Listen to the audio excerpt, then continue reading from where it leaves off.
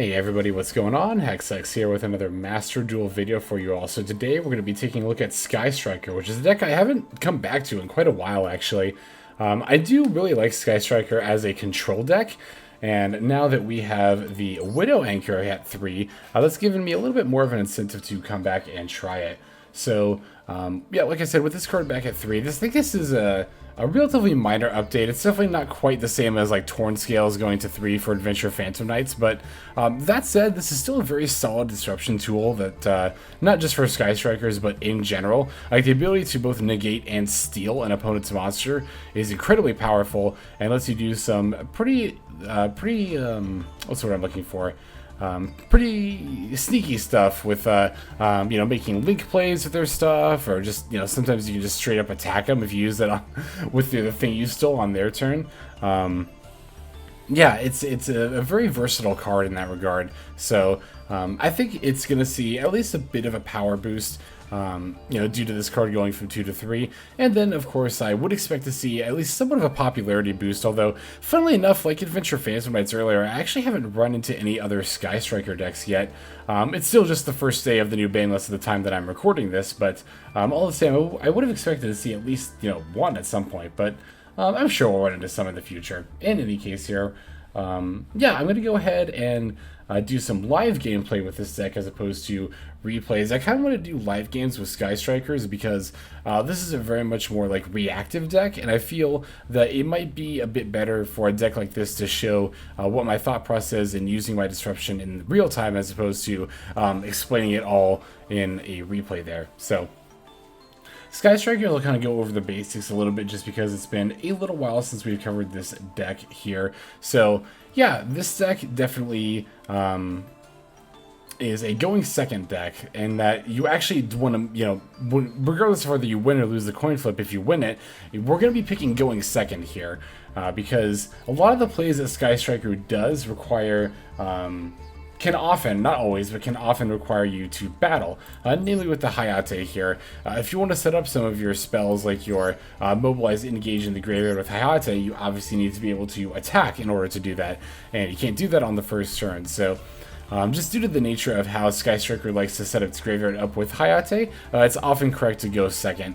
And the deck is also built in such a way, and also being just more of a controlled deck, the deck is definitely very much built in such a way that we want to go second.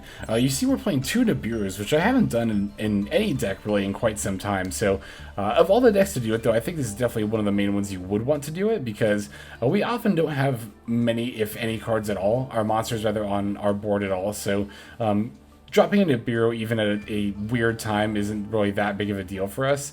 And yeah, again, just due to the nature of being a going second deck, we want to not only open with this card more often, but draw into it with Maxx more often. So that's why I decided to play 2 copies of it here. And now, as you can see, we do have in the extra deck here, even though we don't have Halki Fibrax anymore, we do still have the Selene, Queen of the Master Magicians. That's honestly mostly because we're playing Dark here. So, you know, Selene takes 2 monsters, including a Spellcaster, Dark obviously being a Spellcaster, and bringing back a Dark monster from the opponent's graveyard will allow us to go into Selene more easily. So we can still do that to climb into Access Code Talker, even though we don't have the, you know, how we used to do before was Halki Fibrax bring out the Effect Veiler, and then from there you'd link into Selene, and then Selene would bring back the Veiler, and then from there you could go into Access Code. But like I said, now we can just use the Dark Charmer here to go into Selene. You could also play some of the other Charmers if you wanted to, particularly Light isn't too bad right now, Fire and Wind aren't too bad either, just in the current meta, but rather than play more Charmers, I decided to go for a IP Masquerana plus Underworld Goddess package. I don't think this is really going to come up often at all, but it's nice to have the option to be able to,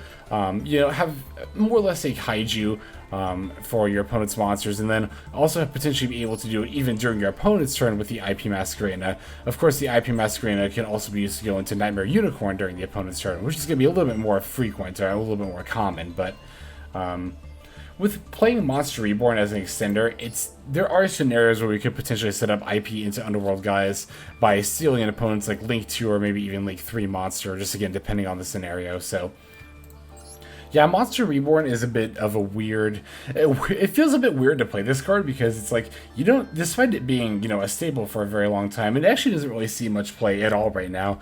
Like, you could make an argument that this card could go to 3 and probably not much would change with it, honestly. It's just a generic extender. That's how we're using it here. Also, just again, due to the nature of going second, it tends to be a bit better of an extender because, you know, our opponent will combo out and, due to the nature of that, put more stuff in their graveyard for us to steal with the Monster Reborn. So that can also potentially be used to go into Access Code Talker as well. So, yeah, just of course we're also playing Lightning Storm as another kind of specific going second spell, and all that fun stuff. Now, I don't have Upstart Goblins crafted. So ideally I would be playing those in this deck, but didn't really want to craft them just for this deck, which I don't tend to play too often. But, you know, again, who knows if this deck proves to be good enough here in this format, you know, with the Widow Anchor up to 3 now, that may change. But for the time being, I decided to just opt for a Terraforming, even though we've only got the one field spell, the Area 0. It's a good field spell to search, and it's just, you know, rather than play 2 Area 0, we'll just play a Terraforming and an Area 0 just to get an extra spell in the graveyard. Same with the Pot of Prosperity. We are running quite a few excess extra deck monsters here, so I don't really feel too bad banishing 3 for the Prosperity here. You could also make an argument to play the 2 Foolish Burial Goods and a Metal Foes Fusion. Those kind of act as like Upstart Goblins, and the Foolish Burial Goods can even be good for setting up a Sky Striker spell in the grave to then add back with Kagari here. That said, I decided to just go with the Prosperity plus Terraforming instead, and I think I also included like it was the Afterburners as well. I was kind of on the fence of whether I wanted to play, not Afterburners, it was it was the Avarice, that's right. I was kind of on the fence of whether I wanted to play Avarice, but I think for a quote-unquote pure Sky Striker build like this, having the ability to refuel with the Avarice is fairly important there, so... Okay, I think that about covers all the kind of nuances of the build here that I wanted to go over. Of course, we're also playing the 1 Ghost Belle and 2 Ghost Ogres as further disruption tools. You could play also like Lancias or another Effect Veiler. Just there's a whole bunch of any real hand trap / disruption you could play here. Like I said, I just opted for the 1 Ghost Belle and 2 Ghost Ogre because I figured those would be 2 of the more useful ones to play there. The more like universally useful ones to play there, should I say. So... Alright, now I promise that's going to do it for talking about the build.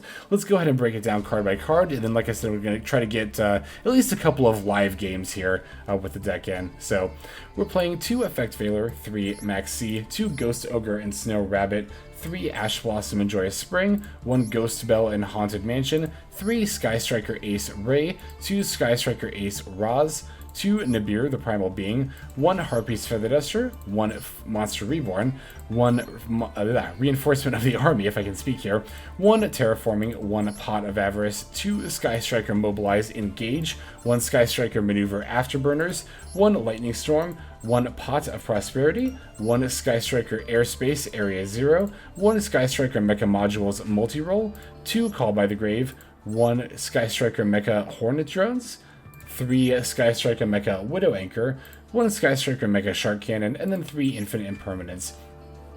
Extra deck here is going to have 1 Sky Striker Ace Kagari, 3 Sky Striker Ace Shizuku, 3 Sky Striker Ace Hayate, 1 Sky Striker Ace Kaina, 1 IP Masquerana, 1 Sky Striker Ace Zeke, 1 the Dark Charmer Gloomy, 1 Nightmare Unicorn, 1 Selene Queen of Master Magicians, 1 Access Code Talker, and then finally 1 Underworld Goddess of the Closed World.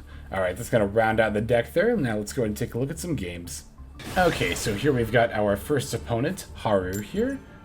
This is the end of Season 10 that I'm recording this. We're not in Season 11 just yet, so losing the coin flip going second, totally fine, don't even care, we would have gone a second. You know, honestly, I might have instinctually hit go first if I'd won the coin flip, so in some ways it might even be better that we lost the coin flip there. This hand is, you know, we've only got the Ghost Ogre as disruption, so we would have liked to see a little bit more here. Opponent's going to lead with an Albion. Let's see what they end up doing. Looks like they're playing some sort of 60-card Albaz deck, sending the Branded Retribution. Okay, it looks like a 60-card Branded Despia deck here.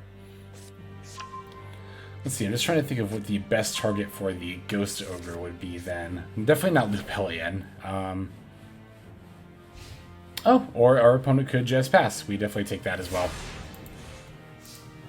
I was thinking maybe the Mirror Jade itself would probably be the best. Ooh, I like this Ghost Spell draw for a potential, like, branded red there. Okay, what does this do again? This is an Omni-Negate counter trap, right? You have to return a fusion monster to the extra deck. Or 2 fusion monsters in the graveyard. Or 2 in the graveyard, got it. Okay, and then banish these cards. We're going to brand it in the graveyard. Got it. Okay, so they just weren't able to get anything off that. So, let's see. I'm going to start with this Rhoda here for the Raye. If the Ash, I'll just called by. They don't have it, so that's good for me. Let's see here. I don't really see any reason not to summon Raye, battle, and then go into Hayate for a little bit of extra damage. That would allow access code to potentially lethal on the next turn by itself. If they had a face-down card, I'd be more hesitant to do that because it could be call by, which would really wreck me there. But since they don't have anything, I've got a call by in hand, as well as a ghost spell to maybe hit a disruption, just depending on what it is. I'm feeling a little bit less like, you know, that's, or the opponent could just concede. Alright, so... I'm probably not going to end up showing that game, but if in case I do end up showing this game, I'll just go ahead and tell you what my thought process was here going into this turn, right? So the plan was to, you know, battle with Raye, do 1500, then during the battle phase with Raye's effect, link away into the Hayate there, right? Then Hayate would battle, send the Sky Striker Mobilize Engage from the deck to the graveyard. From there, we can link the Hayate into the Kagari. Kagari's effect will add the Engage to our hand. We can activate Engage for probably Widow Anchor? I'm just trying to think here. I really would have liked to have gotten 3 spells in the opponent or in our graveyard before doing that. But it didn't really look like it was going to happen with this hand. I think setting Call by plus Widow Anchor, especially given how dead our opponent's hand was, would have been fine. It would have given us an effect negation and a graveyard negation, which against Branded Despia is fairly relevant there. In addition to that, we also had the Ghost Spell and the Ghost Ogre as well. Ghost Ogre, again, I was potentially... Well, this was more turn 1. I was thinking of using it on Mirror Jade if they tried to set up a banish on the first turn there. Then that way they would have gotten the effect to blow up our field, obviously during their first turn when we have nothing, so we don't care about that. Ghost Ogre would have been more probably of an opportunistic use for it against Branded Despia. Was actually a little bit, or one of the reasons why I was a little bit hesitant to include 2 Ghost Ogre and 1 Ghost Spell. I was kind of thinking of 2 Ghost Spell, 1 Ghost Ogre for that exact reason, but I figure Ghost Ogre is useful against enough of the rest of the field there that I didn't really mind only including... Rather, I didn't really mind including 2 copies of it. Even if I didn't think it was going to be as good against Branded Despia, the most popular deck, I still think it was getting good enough against the rest of the field there. So, yeah, we would have had a decent bit of disruption there for the opponent. We could have set the Shark Cannon as well for a banish. We could have even searched a Multirole instead of a Widow Anchor and then set the Engage. Although, It would have also actually allowed us to add an Engage with a Shizuku during the end phase as well there. I think that might have even been the better option than Widow Anchor. So I'm actually glad I spent a little time talking about this, just talking through what the rest of my turn would have looked like. I think from there it might not have been too difficult to set up an access code into lethal, especially given that we're playing against Branded Despia. Our Dark the Dark Charmer Gloomy goes into Celine fairly easily there. So yeah, I think even if our opponent hadn't conceded, our victory was... I don't want to call it assured or anything, but it definitely would have been within sight there. So let's see if we can get a more fleshed out game here. Okay, got our next opponent here, PSG LGD. We won the coin flip, but we're gonna go second, of course, because that is what we want to do with this deck. Yeah, it's a little weird to like purposefully go second when you win the coin flip, but definitely trust when I say it is the right call here. Yeah, we got Valor and Imperm, so we should have a few options for negation here. Got Roze and potential combo extender with the Monster Reborn there. It's largely going to depend on what our opponent does here. Okay, leading with a Desire, so it's probably Sword Soul. I'm trying to think of what other decks would really want to play Desires. It's probably Sword Soul, in which case both this Valor and Imperm should be pretty good here. Let's see what they've got. Yep, it's an emergence, so it is in fact the Swords. I'm just thinking this Monster Reborn unfortunately won't have too much application here as an extender. Just due to the nature of the deck we're playing against, not having many high link monsters, but should still be fine.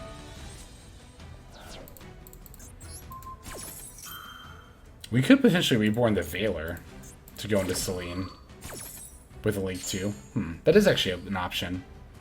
Probably not for this turn, but for the next turn, I mean. Ooh. I am glad to save the Imperm here. That's definitely better. Oh, they have a Dark Monster in Graveyard too. How about that? It's worth noting. So they'll probably go for... Actually, you know what? They could still go for a Chi Xiao here. If they do, I think I'll Imperm it. Yeah, that's what they're doing. I thought they were going to go for Baron, but it's like, no, they're actually probably going to go for Chi Xiao here.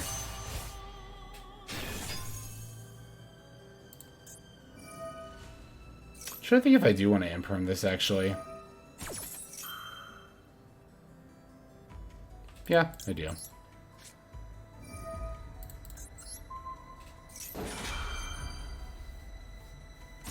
Alright, let's see. Yep, we'll hit that with the Imperm. We'll get their draw, that's fine. They don't get a search.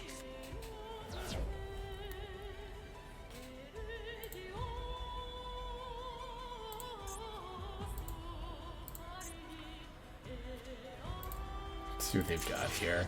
Yeah, I mean, I'm just thinking, like, they probably would have searched a Blackout because they already Emergenced.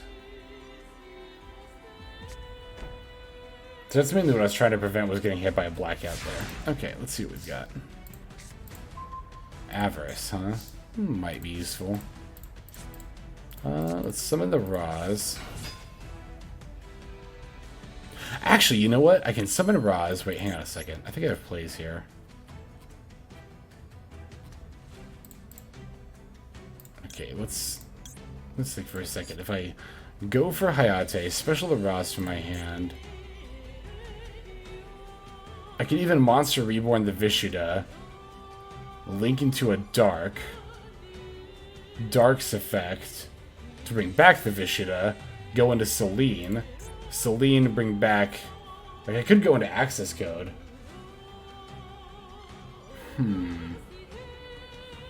Actually, I wonder... Zeke is dark, but none of the other ones are. Okay. Let me think for a moment. I'm just thinking if I link Roze, special Roze. This is special from hand, okay. Destroy by battle or leaves the field because of your card effect. You can special this, right? I think I actually have lethal here. Let me try something real quick. Yeah, we'll go for Hayate. Maybe. I might have lethal here. Let me see this again.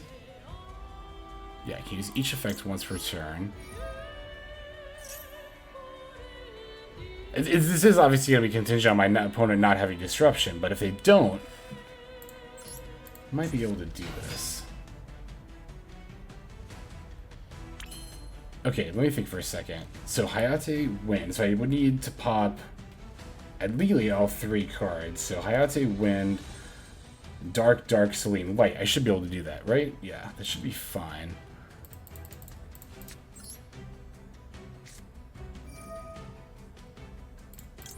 Okay, let me target their Vishuda. See if this resolves. Hopefully it does. Ooh, it does. Good. Okay, I'll bring that out over here. Oh, but you know what? I have to summon it to a zone that Dark points to.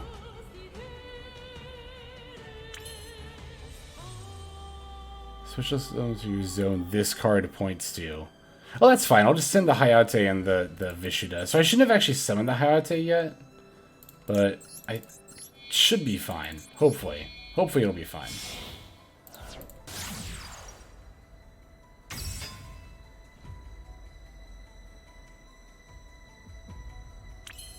Oh wait, hang on. Let me see something. 1, 2, 3. Oh, thank God. I thought they had enough spells. No, don't go to battle phase. I thought they had enough spells for me to do this.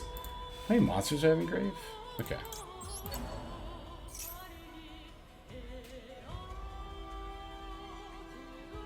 Oh, this is so nerve-wracking. Oh, this is so nerve-wracking.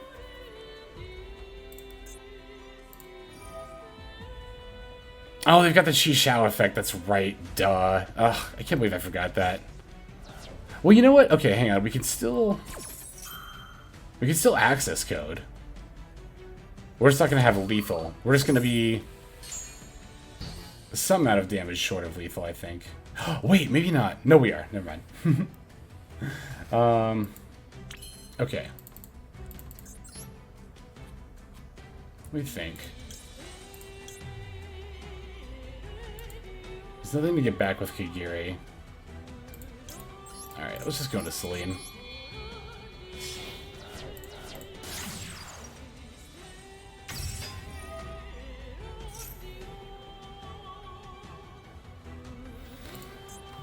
One, two, three, 4, 5. Well, it's really going to be like 1, 2...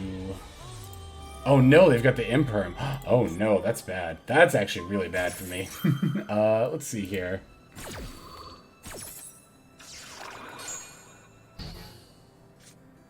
Alright, well, I guess we'll just slap down this Pot of Avarice then. Do I still have a normal summon? Yeah, I didn't think I did. Okay.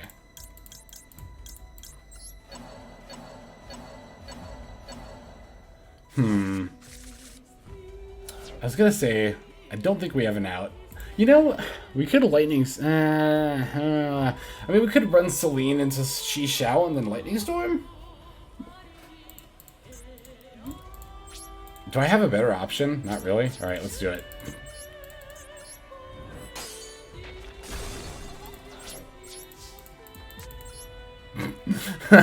Yeah, sure, why not? Alright, what's a good top deck? Raye's a good top deck, Engage is a good top deck, Rona's a good top deck. We have some good top decks. We have some good top decks. Oh no, that's not good. That summon is definitely not good. Bringing back the Moye. It's probably just going to be lethal, right? That's definitely lethal. What do they reveal? Let's just see. Oh my god, they have a Protos? Yeah, I mean, they could even just, like, summon a Baron here, right? And then special the Protos. 55, 65, 72. Yeah, that's lethal right there. They might screw up. Let's see. Okay, Shishao. Nah, they won't screw up. They probably won't screw up. Just debating if I want to concede here. I always say you shouldn't concede, so let's actually play it out a little bit. Yeah, shoot. It's too bad. We really were close to playing out of this board and doing a good bit of damage there with the access code in the process. I mean, that wouldn't have necessarily guaranteed that our opponent didn't have a follow-up board, but...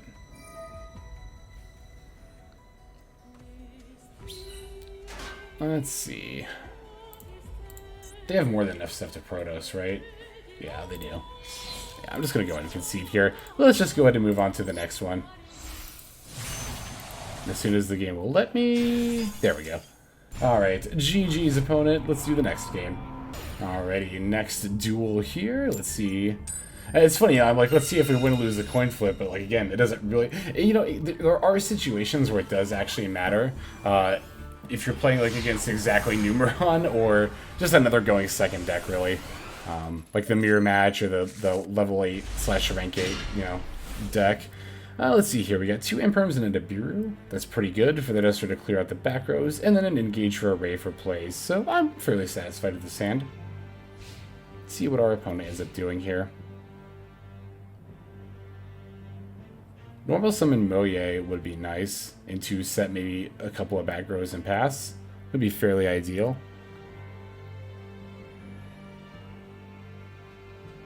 Summon Alibur, hit the Imperm, then set a couple of back rows would also be ideal. 1 back row pass? You know what? We'll take that too. We will definitely take that. Ooh, Roze. So we might not even necessarily have to engage for Raye here. Let's go and clear this with the Feather Duster first. It's an Imperm, so that doesn't really give me any information at all. Although the opponent had a prompt... they had a prompt to activate an effect there. That's interesting. Okay, let me think for a second. Roze into Hayate would send... What would we want to set up? We could set up a Raye engrave with that.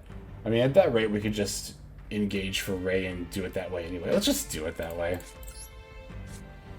Could actually deal like 4,500 damage here, even. If we special the Roze, too. Which might not be a bad idea.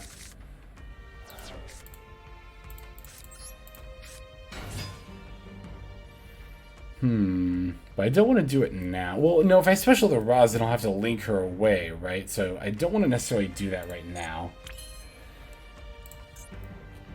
So my opponent doesn't have anything I want to link into, that, or anything for me to dark into, so... Alright, let's just do this.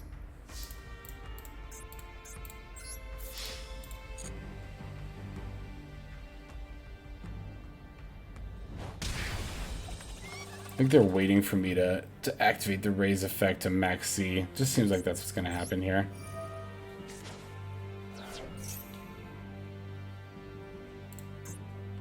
No, okay, good. I was really kind of like, not regretting, what's the word I'm looking for? Dreading a max C here, because my opponent had a fairly dead hand. I don't want them to unbrick their hand. Okay, this is good, this is good. If we're gonna activate this, let me think about what I'm gonna send. I could send a Widow Anchor and then go into Kagari and activate and engage, and then use engage to grab Multirole, and then Multirole. Let's see. While this card was face up on the field, so it actually wouldn't work. Well, it might. Let's see. I send a Widow Anchor, Kagari, get engage, activate engage. No. Activate Multirole. That wouldn't work. It's actually kind of difficult. What do I want to set up here?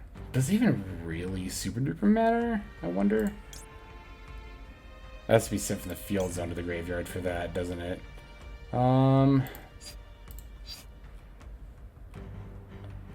I'm gonna send... Oh my god, this is actually really difficult.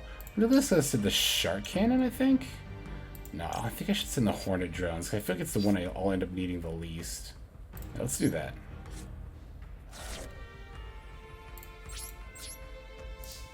Alright, now let's go for...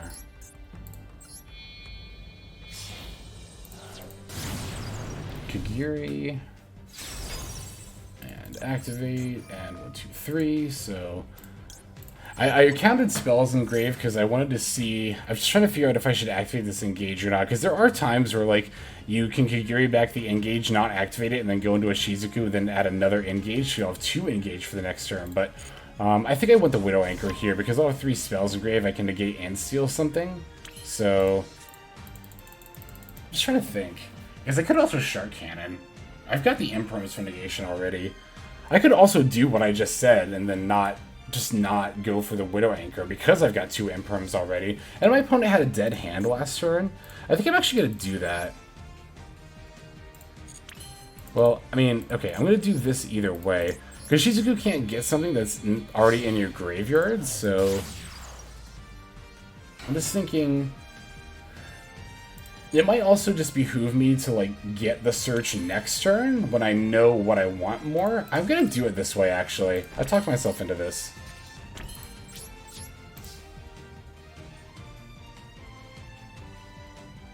Alright, and then activate Shizuku's effect. And add an engage. So yeah, now I have 2 engages going into my opponent's next turn, when I'll have more information of what I want to search, as opposed to, like, getting a Widow Anchor and then just having a 1 engage here. Especially, again, because I've already got 2 Infinite Impermanence here. That's the main reason, I think, why that... Not the main reason, but that was, like, the tipping point for me for why I decided to go for engage instead of... or just why I decided to not activate engage there. Okay, opponent's going to give me a Dust Kaiju. Is it Numeron? I wonder if I'm playing against Numeron. I am playing against Numeron. Cool, I can Nibiru them. I've also got 2 Imperms, so that would have been a solution as well. I'm also really glad I didn't go for that Widow Anchor like I was talking about.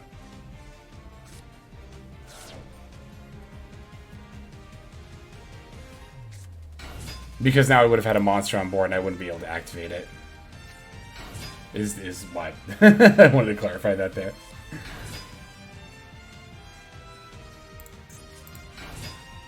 And Nibiru. Easy peasy. We'll drop the Nibiru here. And the token will have like 2,000 defense, so that's nice too.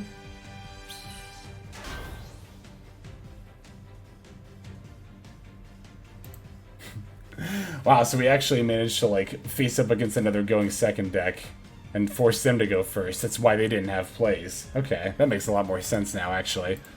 Yeah, I'm definitely very satisfied with the way we set up these engages here now.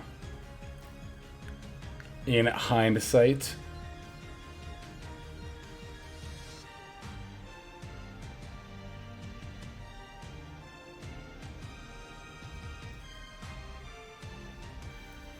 Let's see what else they've got. I mean, they really don't have anything else. It's Numeron. They've already used their Numeron gate, so they can't do this again this turn, right? Yes, okay. Yeah, just wanted to make sure. I was like looking for that sentence. I was like, wait, it's right here. Because looking for it at the bottom, but they have the other, clause at the bottom there. So, in any case. Okay, let's see. I'm thinking that I'm going to normal summon Roze and then go for the Zeke. That way I can go for, my engages. Let's see, I could Shark Cannon for an extra material. Just trying to think here. Yeah, I could Shark Cannon because... Oh, no, these are light, not dark. Oh, but this is dark. Okay, so I do have something to grab with dark here. So... yeah, let's go normal summon Roze. But we also have Zeke itself as dark, so...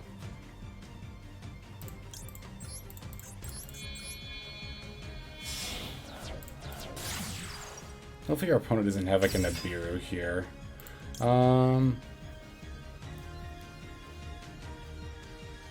Yeah, we might as well get rid of our opponent's token. They could Gamma, but nah, I think it's a long shot. They didn't have it last turn. Okay, so now we can activate Engage. I'll add Zeke. Actually, I should add a Multirole first, right? Let me think about this. Let's assume we get disrupted. It's probably better to add a Multirole first. Yeah.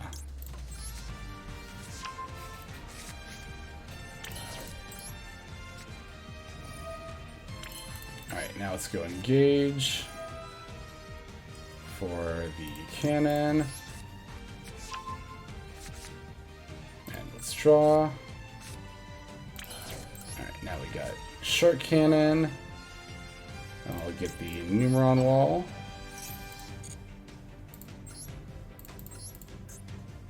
Actually, it didn't really matter what I got there because, like I said, I've already got a dark monster.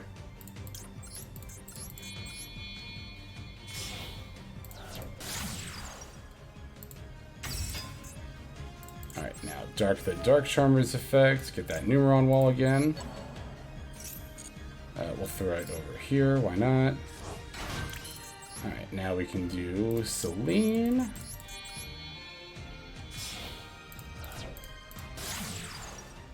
She's going to get her counters. And I don't have Selene to summon. Why don't I have Selene to summon? You special summon from your hand or graveyard. Oh, because I have to summon it in defense position. Oh, no, that's why you can't get back Dark the Dark Charmer. That's unfortunate. Well, it's actually not that big of a deal because we have the Area 0. So I'm glad I learned about this when I did. No, we want to activate this effect. Destroying this. Huh, okay, yeah, I missed that in defense position part when I was talking about using Selene to get back the, what do you call it, the Dark Charmer there, so... like I said, glad I noticed that when I did. Well, I would have liked to have noticed it sooner, but I guess I'm glad I noticed it when I did, in that I at least had a backup option to go into this access code talker here.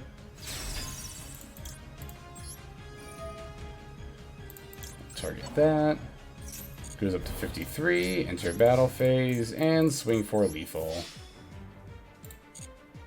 And boom, there we go. Alright, so we did at least manage to show a fairly solid game where we were able to do kind of like what you usually like to do here with Sky Striker, right? Where we have the turn where we set up our board with the Hayate attack as well as the Raye attack, just getting in enough damage that the access code on the following turn will be lethal, and then sure enough we're able to follow it up there using the Selene, even though again, we didn't exactly Selene the way that we intended to. It would definitely actually be worth running a third effect veiler here, potentially, in order to have more, make it more likely to get that back with Selene. I'll have to do a little bit of brainstorming with that in the future there. But in any case, we managed to eke out the victory there. So let's go ahead and move now to the outro.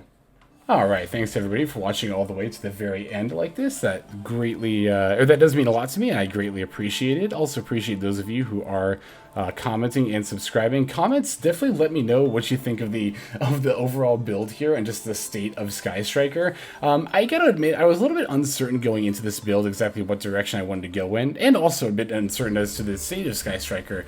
You know, like I said, the third Widow Anchor is a nice boost, but doesn't add quite the consistency or power level that something like, again, third Torn Scales did for Adventure Phantom Knight. So, you know, it might be that this deck is not quite a tier 3 like I thought it was. I'm actually kind of inclined to think that after playing these last few games here with the deck there. So, in any case, I do intend to do a little bit more testing with Sky Strikers moving forward. Again, let me know your thoughts of what you think of the deck and what you think of the build in particular. Do you think the pure build like this is the way to go? The pure like going second? Maybe more of a going first where we play DPE plus the Adventure Engine? In any case, like I said, let me know what you think. I am always looking to hear from you. And then, yeah, if you subscribe, that is the best way to get notified of when these videos drop. That does happen every single day, so know that when you subscribe, you do get a daily Master Duel video out of me here. But, yeah, that's going to go ahead and do it for this one. So without further ado, this is XLex. I'm signing out, and I hope you have a fantastic day.